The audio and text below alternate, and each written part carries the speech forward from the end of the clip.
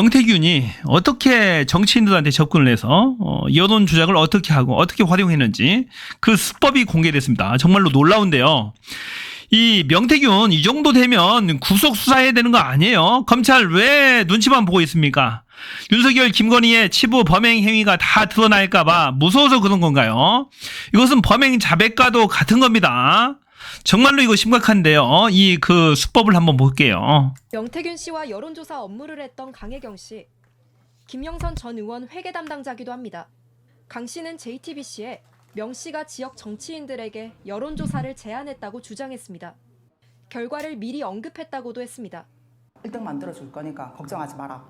이제 2등은 1등이 가능해요. 자, 2등한테 접근하는 거예요. 2등한테 접근해서 은밀하게 제안합니다. 1등 만들어줄 거니까 걱정하지 마라. 내가 데이터가 다 가지고 있다. 결과까지 미리 알려준답니다. 이게 조작이죠 뭐. 한 지역 정치인은 이런 명 씨 제안을 직접 받았다고 주장했습니다. 여론조사를 실시할 건데 이름을 넣을지 안 넣을지 물어보도록 하겠습니다. 자, 이런 식으로 접근하는 겁니다. 여론조사 내가 할 건데 이름을 넣을 거냐 안 넣을 거냐. 당연히 출마할 생각이 있는 사람은 넣겠다고 하겠죠. 제가 의뢰한 게 아닌데. 선거 전에서는 여론조사 결과에 따라 인지도가 크게 달라질 수 있습니다. 유리한 여론조사가 필요한 사람들에게 도움이 될 수 있다고 좀 알려져 있다 보니까. 특히 비슷한 경력의 후보들이 나오는 지역 선거에선 실제 효과가 있었다는 겁니다. 그럼 실제로 그런 적 있어요? 1등 만들 당선시킨 사례도. 부산의 뭐뭐뭐 강 의원님. 씨는 김영선 전 의원이 다시 국회로 들어간 2022년 보궐선거쯤 여론조사에 대해서도 언급했습니다. 김 전 의원은 전 한나라당 대표로 경력을 강조하고 경남 최초 여성 도의회 의장인 상대 후보는 도의원으로만 소개했다고 했습니다. 자, 김영선은 전 한나라당 대표 국민의힘 이렇게 최고 경력을 넣어주는 거예요. 그리고 김주수 도의원은 도의원으로 이렇게 작게 해서 상대당은 이렇게 넣어줍니다. 이런 식으로 이제 조작을 하는 거죠. 상대 당에서도 의심은 했었다고 말했습니다. 말도 안 되면서 또 누가 봐도 야 이건 저쪽의 작업인데 라는 생각이 들 정도의 생각만 했지. 국민들이 누구 뽑아주겠어요? 한쪽은 도의원이고 한쪽은 한나라당 대표라고 넣어주는 거예요. 경력을 유리한 것만 최대로 유리한 것만 넣어주고 상대 쪽은 불리한 걸 넣어주는 거죠. 작게 해서 이 여론 조작 방법입니다. 작업인데 라는 생각이 들 정도의 생각만 했지. 이전 조사들에서도 김 전 의원을 제일 먼저 배치했는데 이것도 마찬가지예요. 문항도 1번을 김영선 딱 넣어주는 겁니다. 이것도 이제 돌아가면서 계속해서 해줘야 되는데 계속 고정해서 1번에 박아주는 거예요. 1번 후보를. 자신이 찍었던 후보를 1번에 계속 넣어주는 겁니다. 당연히 1번이 제일 많이 나오지 않아요? 그죠? 전문가들은 이 순서가 중요한 요소라고 설명했습니다. 제일 중요하죠, 이 순서가. 순서 효과라는 게 있으니까 먼저나 뭐 나중에 물어보면은 그런 식의 효과를 가져갈 수 있어요. 이런 식으로 조작을 한 거죠. JTBC 임예은입니다. 2등을 1등 만들어준 10여 년 전 여러 사업을 하던 명태균 씨는 출판 사업도 했던 걸로 알려졌습니다. 각종 책자와 전화번호부 등을 만들었습니다. 좀 자고 나갔어요. 처음에는 1, 2천 나가고 엄청 많이 찍었어요. 당시 영남권 대학 동문영무 등도 인쇄한 걸로 알려졌습니다. 이 명태균 씨 이력을 보니까 무슨 전화번호부 무슨 주식회사 해가지고 전화번호부를 엄청 옛날부터 한 10년 전부터 계속해서 모았어요 보니까. 그리고 대학 동문들 전화번호도 출간을 했다라는 얘기죠. 그러면서 데이터를 수집을 했다. 창원대도 있고, 경북대, 부산대, 창원대, 한국해양대, 계명대 등을 모은 거죠. 개인 정보를 모을 수 있었다고 주장했습니다. 이런 전화번호부 작업을 하면서 개인정보를 모아서 그것들을 여론 조사에 여론 조작에 활용한 거예요. 데이터를 다 이제 이렇게 누적을 시키고 있더라고요. 참 치밀한 사람이네 보니까. 특정 정치인에게 유리한 표본을 찾아낼 수 있었다는 겁니다. 조사를 명태균. 요청했던 분들이 데이터를 또 가져가서 엎은 것도 있고. 실제 미래한국 자, 본인들이 이것도 중요한 얘기죠. 조사를 의뢰했던 사람들이 데이터를 가져와서 의뢰를 했답니다. 요청했던 분들이 이것도 불법이죠. 가져가서 엎은 것도 있고. 불법이잖아요. 조사를 요청한 사람이 데이터를 가져와서 그것을 반영해서 여론 조사를 한다는 게 말이 됩니까 이게? 여론조사는 선관위에서 명부를 받아서 해야 되는 거예요. 공식적으로. 미래한국연구소가 지난 2019년부터 3년 동안 실시한 여론조사 24건 가운데 8건이 자체 수집한 전화번호를 썼다가 선관위에 적발됐습니다. 이 불법이라니까요. 자체 수집한 전화번호를 활용하는 것은 불법이다. 그죠? 지역이나 선관위에 신고를 해서 이동통신사에서 받아서 해야 돼요. 가능성이 있다는 거죠. 특정 정치인을 질문 첫 번째 순서로 봐봐요. 고정 배치하고 특정 연령대 고정 응답자에 배치. 기준치 넘는 가중치를 부여했다가 과태료 처분을 받기도 했습니다. 가중치 부여하면 무조건 불법입니다. 특정 연령대 특정 지역에 가중치를 부여하는 방법을 썼다라는 얘기죠. 명 씨와 여론조사 수행업체 사이 갈등도 종종 생겼다고 말했습니다. 가끔 와요. 듣도 보도 못한 후보를 여기다 넣어달라. 이게 불법이잖아요. 보니까. 그러니까 그 듣도 보도 못한 후보를 갑자기 여기 넣어달라고 하는 거예요. 그러니까 여기 PNR 대표는 저는 안 됩니다. 갑자기 엉뚱한 사람 갖다가 부탁받은 사람 넣는 거예요. 지가 작업하려는 사람. 그러니까 안 된다라고 했다라는 거죠. 저는 안 됩니다. 강 씨는 명 씨가 대선 직전 작업이죠, 윤석열 그게. 캠프에 보고했다는 비공표 여론조사도 연령별 투표율에 가중치를 적용했다고 주장하고 있습니다. 이게 안 된다니까요. 연령별 투표율에 가중치를 부여하는 건 안 된다. 불법인데 그걸 했다라는 JTBC 거죠. 배승입니다.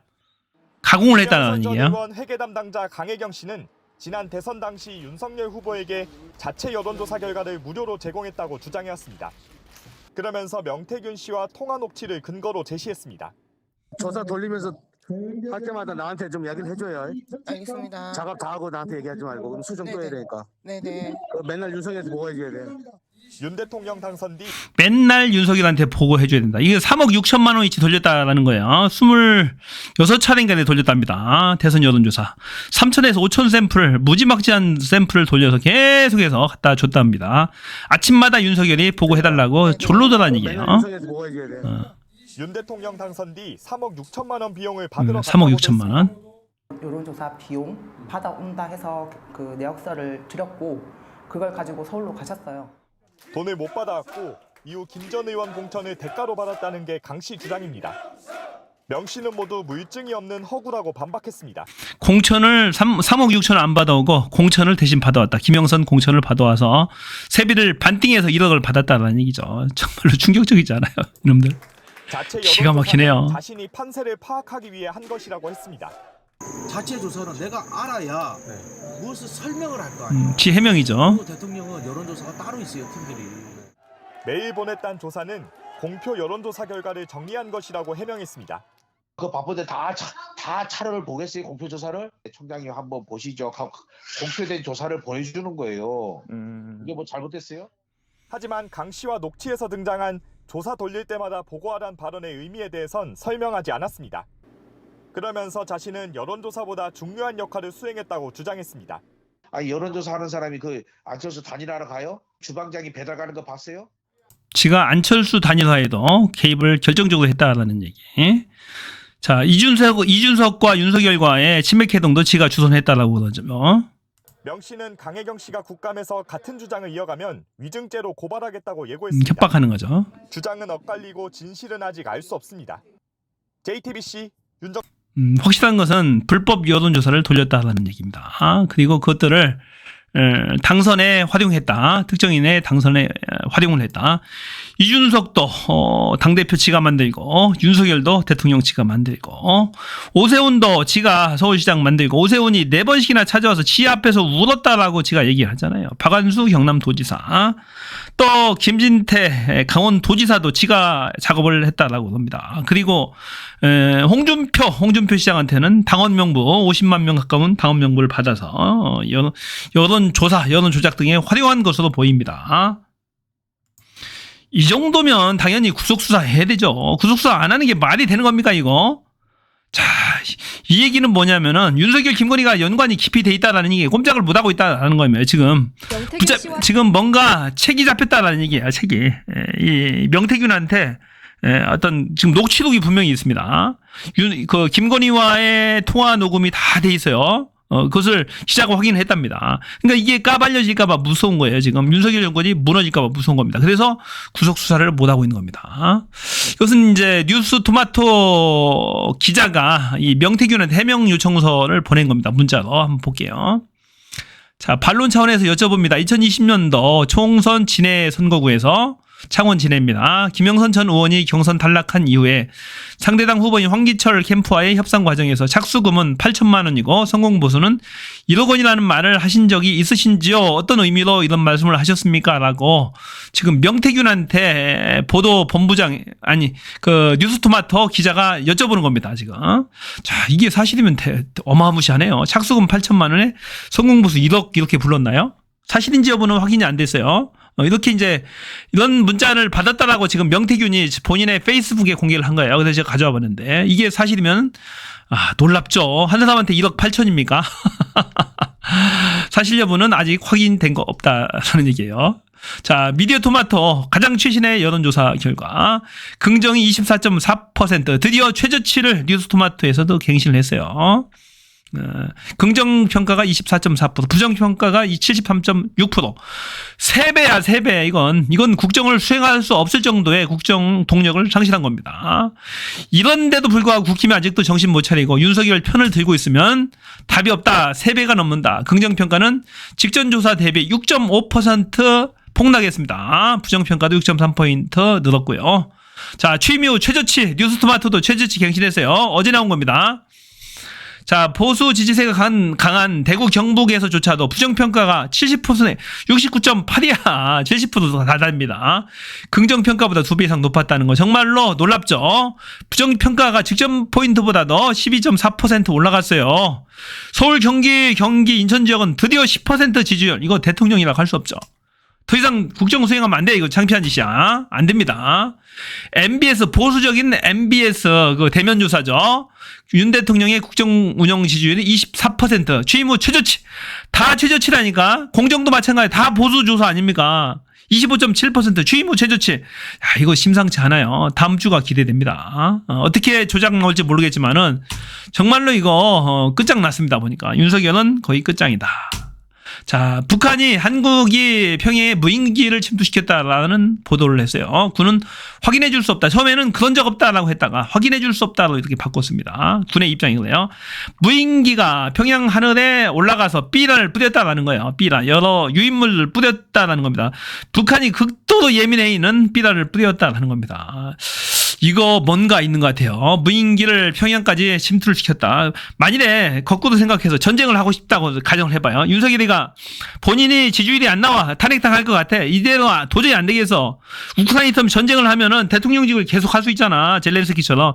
그러니까 전쟁을 일으키고 싶어. 그러면은 마찬가지 무인기 평양에 막 침투시킵니다. 그래서 막 공작을 해요. 폭탄도 몇 개 떨어뜨리고 유인물 막 뿌리고 삐라 뿌리고 하면 김정은이 가만히 있겠어요? 그러니까 전쟁을 하고 싶으면 정부가 한쪽에서 공작을 하면 전쟁을 할 수밖에 없어. 이런 식의 공작이 있을 수 있다는 거예요. 전쟁 부대에서 환장한 놈이죠, 이건. 만일에 그러면. 그래서 정말로 윤석열은 제가 봐서는 대통령직에 단 하루라도 있어서는 안 돼요. 위험한 작자예요, 위험한. 아주 위험합니다, 지금. 그동안 여태까지 해왔던 것들, 사술로 대통령이 되죠, 거짓말해서. 대통령 선거 과정에서 수많은 거짓말들을 해댔어요. 그래서 국민들을 속여서 대통령이 된 자가 가족도 마찬가지입니다. 본인의 가족들, 부인 김건희와 김건희 최은순 그 일가들의 범법 행위들 이런 것들이 너무 많아요. 지금 이런 것들을 감추기 위해서 계속해서 이 국정이 파탄나고 있는 겁니다. 단 한시도 거짓말하는 저자들을 윤석열 김건희를 대통령직에 둬서는 안 됩니다. 위험합니다. 언제든 전쟁을 일으킬 수 있는 자예요. 특히 여인형 방첩 사령관이 있고 또 김용현 국방부 장관이 저러고 있잖아요. 그 국회에 나와서 빳빳하게 고개 들고 국회의원들 째려보면서 따박따박 반말하는 거 보세요. 말대꾸하는 거 보세요. 정말로 소름 돋습니다. 한시도 위험한 정권입니다. 바로 때 쫓아야 됩니다. 안 됩니다. 자, 여기까지요.